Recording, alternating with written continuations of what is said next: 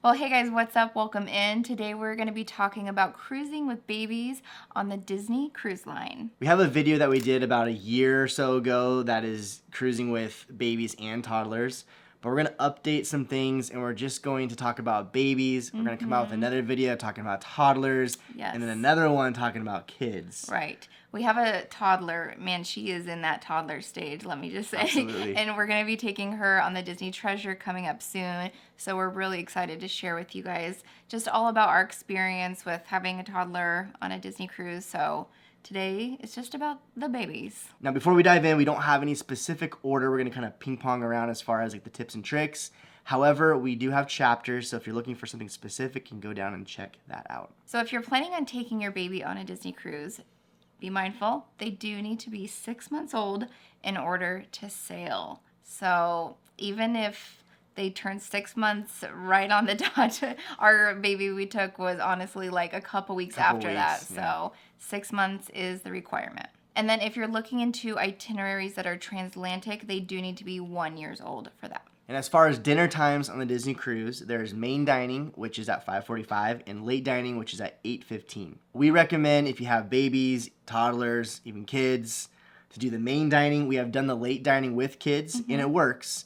It's just super late because the meals are very long, and we love it because you get a lot of food and it's the experience.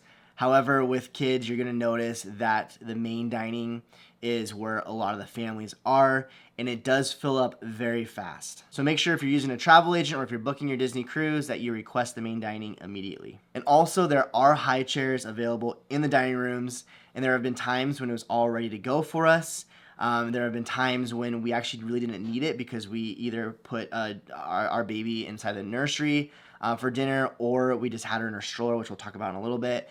Either way, they're flexible, so whatever you decide, they're gonna make sure it's either there or not when it's your time for dinner. It's awesome. And speaking of dining, it is awesome how much Disney caters to babies because they will give them fresh, pureed food at your dinner, which is awesome. And we actually just found this out. They actually can do it for you with room service as well. Yeah. What? I know. That is so cool. It's brilliant. Why didn't we do this last time? I don't know. And also you can request a certain temperature as well. So first if your baby time, likes it like warm or cold. Right. First time we got it, was a little on the hotter side, and so we asked if they can cool it down. And the next time they gave it to us, it was like the perfect temperature. And so they just cater. But the whole room service thing is amazing, That's especially really cool. for like nap time or just kind of having it ready for the stateroom. It's pretty awesome. And if you didn't know, room service is in fact included in the price of the cruise, which is fantastic. No Don't even get me additional started on that. charge. Yeah. So if you're wondering what is available for my baby on a Disney cruise, they have, I feel like, everything you need. They have bottle sterilizers, bottle warmers. They have diaper disposal pails. They have cribs, and they have pack and plays. So they've got it all. It's available upon request though, so make sure, call ahead. And also you can check with your stateroom host on that stuff. And your stateroom host is awesome because if you want them to take down your crib or pack and play every day and set it back up, they will do that for you. So it is great. There have been times where we walked in our stateroom and we had like the diaper genie and all that kind of stuff all ready to go. Everything we requested. And then also our room host already knew that we needed to pack in place, so they talked to us about it. There has been times, however, where that stuff wasn't there yet, and so we just had to like ask our room host. But every single time we have never had a problem where they were out or something, but I still would get on that immediately if you know you're gonna need it. Because they are limited. There is limited supply. So as far as strollers go, we have a really good recommendation for you guys. We will link below. It is the Duna stroller. If you have an infant or baby, it is the perfect travel stroller and cruise stroller because it's very portable. It's small to weave around, those tight quarters, especially at dinner. Like, we loved just using that to stroll our baby into dinner. Sometimes if she was sleeping, she would just sleep right through there, but it is awesome. But they also do have complimentary strollers at guest services, so it is limited supply. Again, just like we said with the other things, make sure if you're going to be using that and needing it, go and request it. And yes, we are aware of the fly. If you've seen the fly, it literally has been living in our studio for like, He's I don't know. just our pet at this point. He to the Fly point guy. where it's just ridiculous. And so if you see it, we are aware he's in here. We can't get rid of him. We've tried multiple times. Also, if you go to Castaway Cay, they have strollers available for you to use as well, and they're complimentary. which is fantastic. They also have wagons. And they have wagons as well, so you're all set. So you don't really have to bring a stroller if you don't want to on the Disney cruise. We do, because it's just nice if you're like waiting for characters or whatever. It's just nice to have the stroller that's small and compact and just wheel it around, you know? Yeah. But you don't have to, because they have it for you. So we know with traveling with a baby comes a lot of luggage, a lot of diapers and wipes and rash cream, and there's a lot. So I always say do overpack with your diapers and wipes when going on a cruise, just because they do have them, and I'm going to share some things they do have on board to get, but they're going to be a little bit more expensive. And I don't know, for me, especially just, you know, being on a cruise and not having the things I know I need for my baby, I like to overpack a little bit. Usually before a cruise, we're getting there at least a day, sometimes 2 days before the cruise. So what we usually do is we actually don't pack a ton of diapers, just a couple for travel day, or I should say a few for travel day. And then when we get to our hotel room, we actually have Walmart deliver us a ton of diapers. Yeah.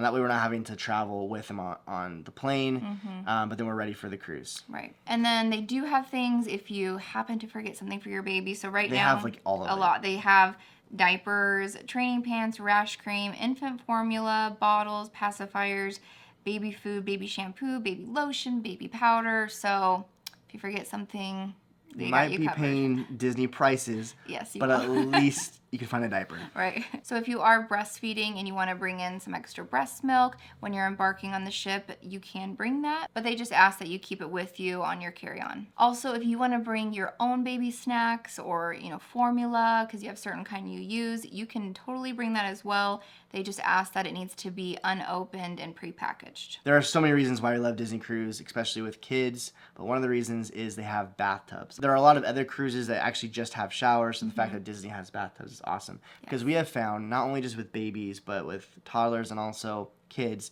is sometimes just drawing a bath for them just kind of relaxes them, especially if they're overstimulated.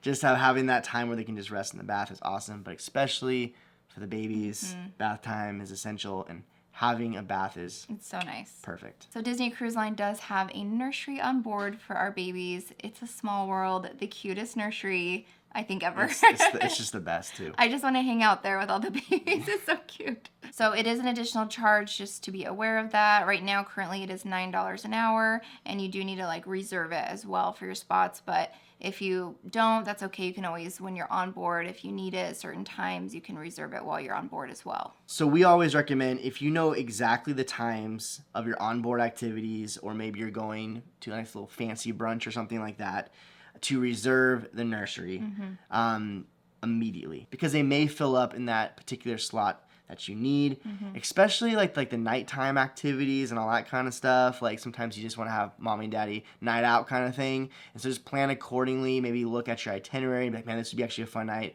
if we just kind of like stayed out later tonight or whatever. Now, if you don't know exactly your itinerary, when you get on the ship, I would recommend as early as possible going to the nursery and start booking slots, because they will fill out pretty fast. And we get a lot of questions about like the nursery, and if we're nervous of leaving our babies in the nursery. We never have ever been nervous, and I think a lot of it is because we go there the first day. They have what they call an open house, and so you can go in there and see the cribs, meet the cast members, and you kind of feel at ease when you meet them. They get to meet your baby, and they're always just so sweet. Yeah, and they give you papers to fill out when you drop them off of like just what they like, what their schedule is. For Junie, for instance, I said, well, she's going to take, pretty tired for a nap pretty soon. She'll take her binky, and she likes this blanket when she goes to bed or something. Just make personal notes, and they'll totally follow that, which is awesome. And especially if you plan on utilizing Small World Nursery, go there the first day and get everything all situated, because there's a little check-in process, and it takes some time. So you don't want to like wait until you need to get to dinner and there's a line to check your baby in, and you just have to do the whole registration process.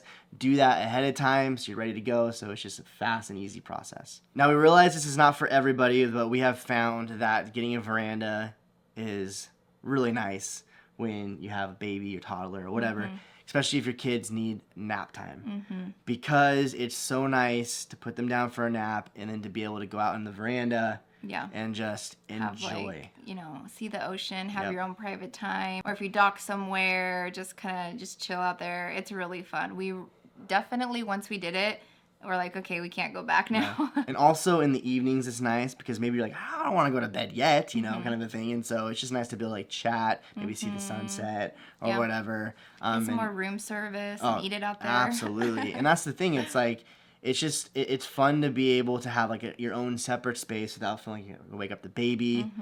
It's nice. And if your baby's at the age where you want to have a little playtime, like splash around in the water, Disney has that. They have really cute areas. It's only for kids up to age 3, so they've got really fun different themed ones depending on the ship you go on to. The Wish we just went on had a whole Toy Story themed like splash pad area. It was super cute. They also have a Nemo's one, so your baby, if they're into just splashing around. We utilized it a lot, especially our son Landon when we took him when he was a baby. He was all about the water, so we were there for a long time. Well, guys, I think that's going to do it for our tips and tricks and just information as far as taking babies on the Disney cruise. Again, look out for one for toddlers and also kids. And if you have not subscribed to our YouTube channel, consider doing that. We do a Disney cruise video every Saturday, and we're going to be coming out with a toddler one, also a cruising with kids one as well. So ring that bell so you know when we have more videos. We also do lifestyle vlogs and packing vlogs and getting ready for travel vlogs, all that kind of stuff as well. So if you're into that, we would love it if you would give us a follow. Yes. We also have a playlist of Disney cruise information videos that will link below. Tips and tricks galore, reviews, all that kind of stuff. So check it out. Well, we hope you guys enjoyed this, and we hope your baby and you have a great cruise if you are going on one soon. And we'll see you guys in our next one. Bye, guys.